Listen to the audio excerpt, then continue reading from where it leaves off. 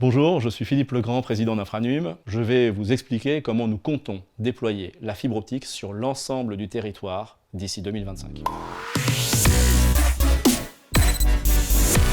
Le plan France Très Haut Débit a été conçu en 2011. Il a pour objectif de couvrir l'intégralité du territoire national. Il s'agit de permettre à chacun d'entre nous de disposer chez soi d'un accès à très haut débit, c'est-à-dire d'un accès à plus de 30 mégabits par seconde. Ce plan concerne plus de 40 millions de prises qui autrefois étaient desservies par l'ADSL et qui demain seront desservies par la fibre optique.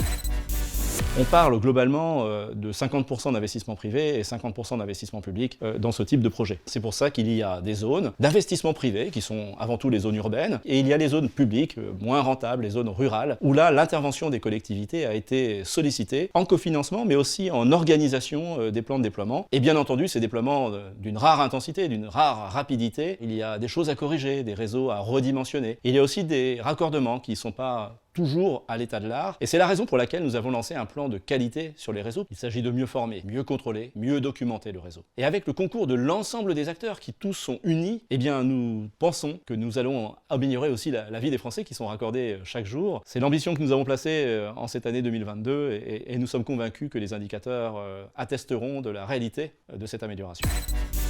Ce chemin n'est pas fini, il reste bien entendu à continuer les déploiements et ces déploiements sont aujourd'hui portés par la dynamique dans les territoires ruraux car vous le savez bien, il est beaucoup plus difficile d'aller raccorder une ferme, un village qu'un grand immeuble au centre de Paris. Nous savons très bien que les dernières prises seront les plus difficiles à aller chercher et notre dernier observatoire a identifié 670 000 prises qui dans les zones les plus rurales pourraient poser de graves difficultés, en tout cas coûter extrêmement cher et parfois même souffrir d'impossibilités techniques. C'est la raison pour laquelle les technologies alternatives auront toute leur place dans le plan France Très Haut Débit. On parle de 1% peut-être des prises qu'il conviendra de raccorder en technologie alternative. Ces technologies alternatives sont le satellite, la technologie fixe sur les réseaux mobiles ou la technologie fixe sur les réseaux fixes dédiés en radio. Donc voilà quelques solutions qui s'offrent à nous pour permettre d'offrir à chacune et chacun les 30 mégabits dont nous avons à minima besoin aujourd'hui et qu'il faudra d'ailleurs augmenter dans les prochaines années.